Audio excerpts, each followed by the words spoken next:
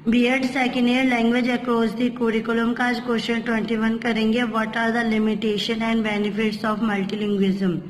मतलब लिमिटेशंस क्या होते हैं और बेनिफिट्स क्या होते हैं मल्टीलिंग्विज्म के। फर्स्ट हम करेंगे benefits of मल्टीलिंग्विज्म। Being more effective communication. इसमें क्या होता है, जब हम मल्टीलिंग्विज्म में होते हैं, हम एक से ज़्यादा लैंग्वेजेस को सीखते हैं तो इससे हमें क्या होता है, बहुत ही ज़्यादा बेनिफिट्स होता है। और एक दूसरे के साथ हम जब कम्युनिकेट होते हैं तो एक से ज़्यादा भाषाएं भी, लैंग्वेजेस भी सीखते हैं। Having a better year for listening and sharper memories. इससे क्या होता है, जब हम एक से ज़्यादा लोगों से बात करते हैं और एक से ज़्यादा लैंग्वेजेस को सुनते हैं तो उससे क्या होता है, जो हमारी मेमोरीज भी होती है वो भी शार्प होती है और बहुत अच्छे तरीके से कोई भी इंसान कुछ बोलता है तो उसे हम ईजिली समझ पाते हैं। नेक्स्ट पॉइंट है being able to learn languages more quickly and efficiently particularly. इसमें क्या होता है, जब हम मल्टीलिंग्विज्म में होते हैं, जब हम एक से ज़्यादा लैंग्वेजेस को सीखते हैं तो उसे हमें लर्न करना भी बहुत ही ज़्यादा आसान होता है, बहुत ही जल्दी क्विकली हम लर्न भी कर लेते हैं। और इससे क्या होता है, हम लैंग्वेज को पहचान भी पाते हैं कि जो लैंग्वेज है कहाँ से बोली जा रही है, मतलब इसकी जो मातृभाषा है कहाँ की है, किस तरीके की है, किस राज्य में किस जगह पे किस तरह की लैंग्वेजेस बोली जाती है। Being better problem solver gaining multiple perspective and issue at hand. इसमें क्या होता है, जब हमें तरह तरह की लैंग्वेजेस आती है तो इससे क्या होता है, हम जो आसपास के लोग जो भाषा बोलते हैं उस चीज़ को हम बहुत ही जल्दी सॉल्व भी कर लेते हैं, उस चीज़ को हम समझ भी जाते हैं जिससे कि हमें एक बहुत ही ज़्यादा फ़ायदा भी होता है। और दूसरा क्या होता है कि हमें मल्टीपल लैंग्वेजेस बोल भी पाते हैं ईजिली तरीके से।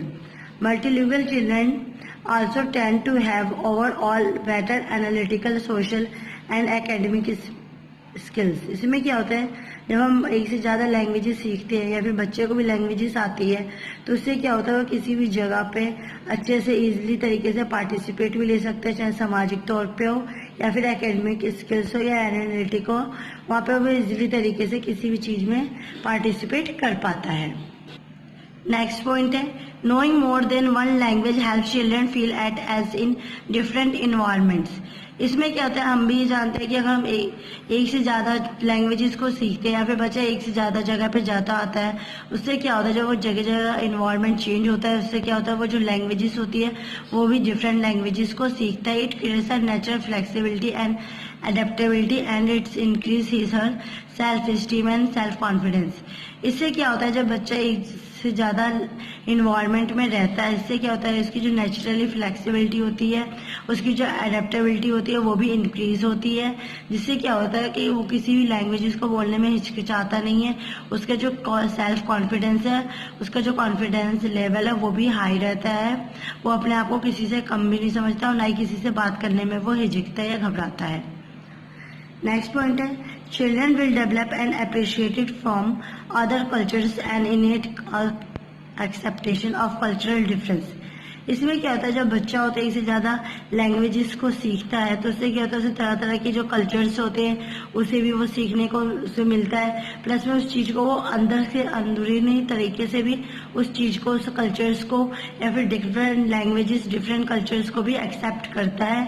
वो दूसरे कल्चर्स को भी ये नहीं समझता कि वो हमसे कम है या फिर उनकी जो लैंग्वेजेस हैं उनके कल्चर्स हमसे कम है, वो ऐसा नहीं मानता। उन सब चीज़ों को एक साथ लेके चलता है और इक्वली सबको मान्यता देता है। नेक्स्ट पॉइंट है career perspectives are multiple many times over a people who know more than one language.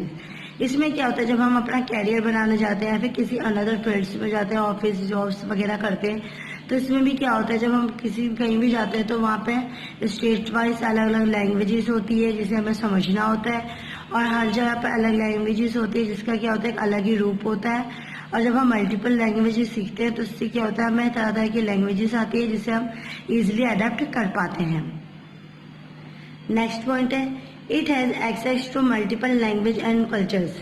जब हम मल्टीपल लैंग्वेजेस सीखते हैं तो इससे क्या होता है, मल्टीपल कल्चर्स भी सीखते हैं जिसके बारे में हमें अच्छे से सब चीज़ के बारे में पता चल पाता है। नेक्स्ट पॉइंट है it has larger language sensitivity. इससे क्या होता है, जब हम तरह तरह की लैंग्वेजेस सीखेंगे तो जो हमारी सेंसिटिविटी है, हमारे जो सेंसेस है वो भी बहुत अच्छे तरीके से काम करेंगे। प्लस में हम सेंस के थ्रू भी लैंग्वेजेस को साइन या सिंबल्स के थ्रू इजीली समझ पाएंगे। If you learn languages an early age you learn then earlier. इसमें क्या होता है, जब हम लैंग्वेजेस को अर्लियर एज में बहुत पहले ही सीखना स्टार्ट करेंगे, जैसे हम फैमिली हो गए, फैमिली के अंदर समाज के अंदर तरह तरह के लैंग्वेजेस सीखेंगे, तो इससे क्या होगा, जैसे जैसे हम बढ़ते जाएंगे तो हमें जो लैंग्वेजेस होगी बहुत आसान लगेगी और सब इजीली तरीके से समझ और सीख पाएंगे। नेक्स्ट पॉइंट है, the children who grow up with many languages have a better sense of culture and particularities of the global words। इसमें क्या होता है, जो बच्चा होता है, जो बड़ा होता है तरह तरह के लैंग्वेजेस के साथ, इससे क्या होता है, जो उसका जो सेंस होता है वो भी बहुत अच्छे तरीके से काम करता है, प्लस में वो डिफरेंट तरीके के जो कल्चर्स होते हैं और बाकी समाज के जो रीति रिवाज होते हैं उस चीज़ों को भी वो बहुत अच्छे से मानता है, उसे भी मान्यता देता है, प्लस में वो वहाँ की भी लैंग्वेजेस सीखने के प्रयास करता है।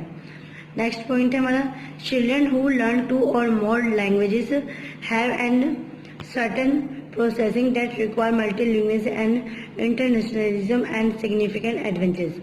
इसमें क्या होता है, जब बच्चा एक से ज़्यादा लैंग्वेजेस को सीखता है तो क्या होता है, वो चीज़ उसके प्रोफेशन में आती है।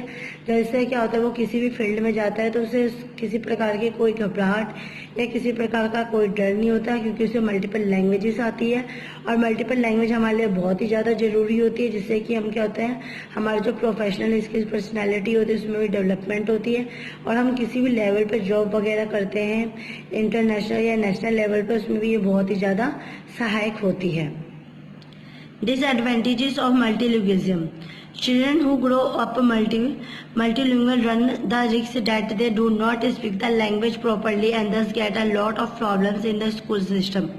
इसमें क्या कहा गया है, जो इसका डिसएडवांटेजेस है मल्टीलिंगुइज्म के, इसमें क्या होता है, जब वो बच्चा होता है वो तरह तरह के लैंग्वेजेस सीख नहीं पाता है तो उसे बहुत ही ज़्यादा जो प्रॉब्लम होती है इसे फेस करना पड़ता है। इससे क्या होता है, जो बच्चा होता है अलग अलग तरह के लैंग्वेज नहीं बोल पाता है और जब वो स्कूल में उसका एडमिशन वगैरह होता है फिर स्कूल में जब वो जाता है तो उन लैंग्वेजेस को नहीं समझ पाता, जिससे क्या होता है उसे बाद में बहुत ज़्यादा प्रॉब्लम क्रिएट होती है। नेक्स्ट पॉइंट है, children enjoying a bilingual education can be excluded from a monolingual in the majority society or whether their second language is।